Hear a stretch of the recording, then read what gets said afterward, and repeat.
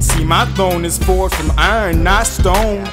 So when the weight comes, even if I stand alone, my home is on a solid foundation.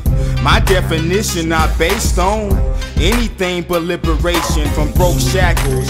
Outstepping like youngsters stepping out into a world better than I had. Never will you see any hater in me. I bless the seeds with this poetry.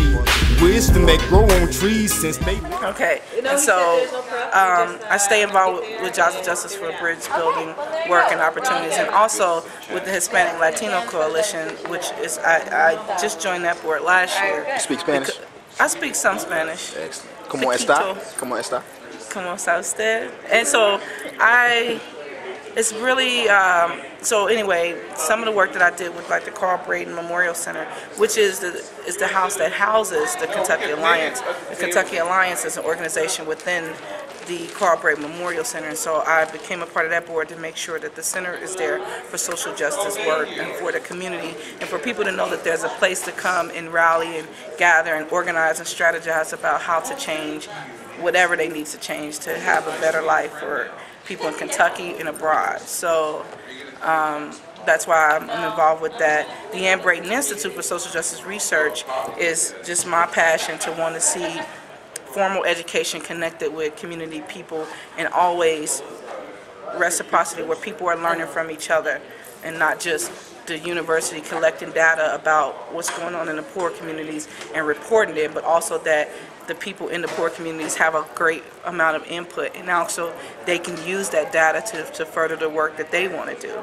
You know, a lot of times it's just a one-way street, and so my involvement with this institute is to make sure that that happens, and to continue to work with the institute, who is doing some great work on bridge building that gap between our education and our community.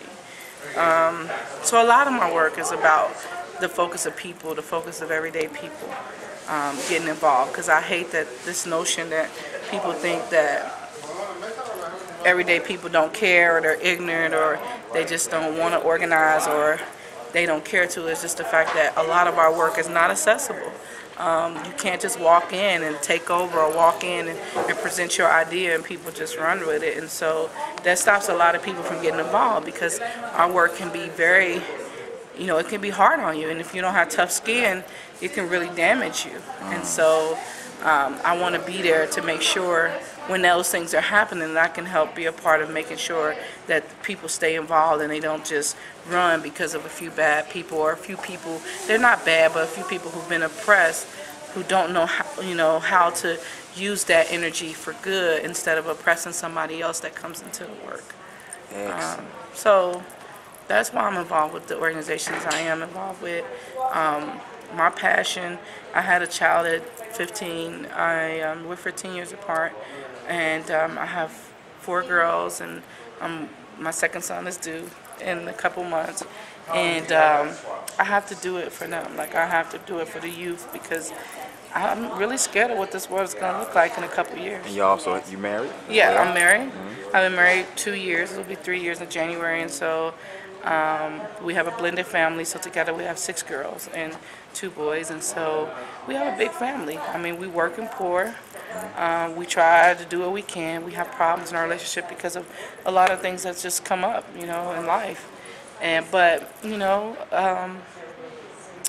for him, it's hard for him to get involved in the work because he doesn't see many victories in it.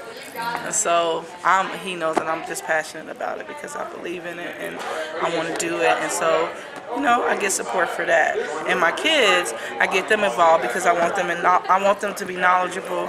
I want them to be active. And so I took my daughter with me when I went to Cuba as a part of we went against the blockade, and so as the Henry Wallace Brigade.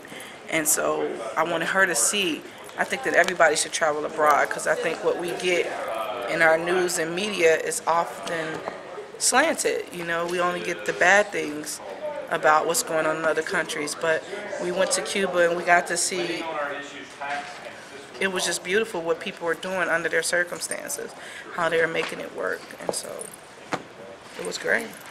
So you have any questions? Yes, I do. Yes, I do, actually.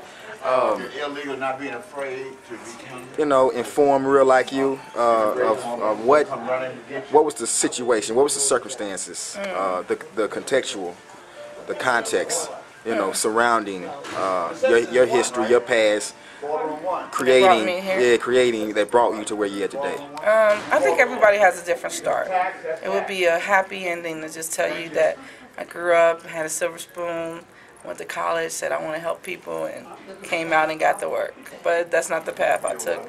That's not the life I had, and that would be inaccurate, and it wouldn't represent all the trials and tribulations I had to go through to get to where I'm at.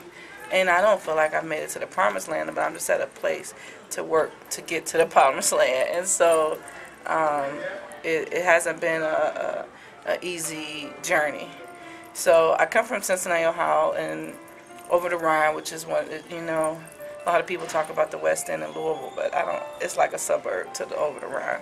And so over the Rhine was unique. And so in my life, I've been to like 17 schools. We moved around a lot. I lived in Alabama for a couple of years. We went back to Cincinnati. We moved around a lot. Went through a lot of abuse stuff, like sexual abuse and things like that. And that led to me just the early life of going out, partying, just doing a lot of stuff, and then ended up pregnant at 15. Now, I started off, even though we moved and we did a lot of things, I was just a strict nerd in school. I loved to go to school because it was my escape from home life. Like, it was where I can go and people actually looked at what I knew instead of what I looked like or what I had on or what, you know, these stereotypes. And so I did pretty well in school. And I'll say up until high school. And when I got to high school, things changed, you know. I had to end up going to court and things like that came out about the abuse that I went through, and I was taken out of my mother's home and had to live with my father, who had been in jail all my life. And so that was just a crazy transition because I was his only child, and I'm like, I'm 14, and what are you going to tell me?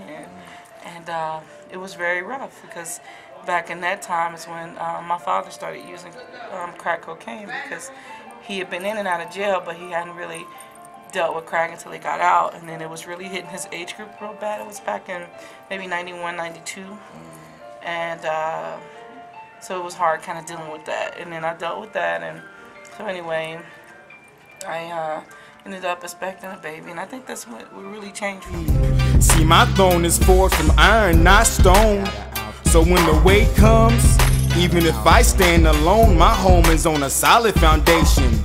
My definition not based on anything but liberation from broke shackles. Outstepping like youngsters stepping out into a world better than I had. Never will you see any hater in me.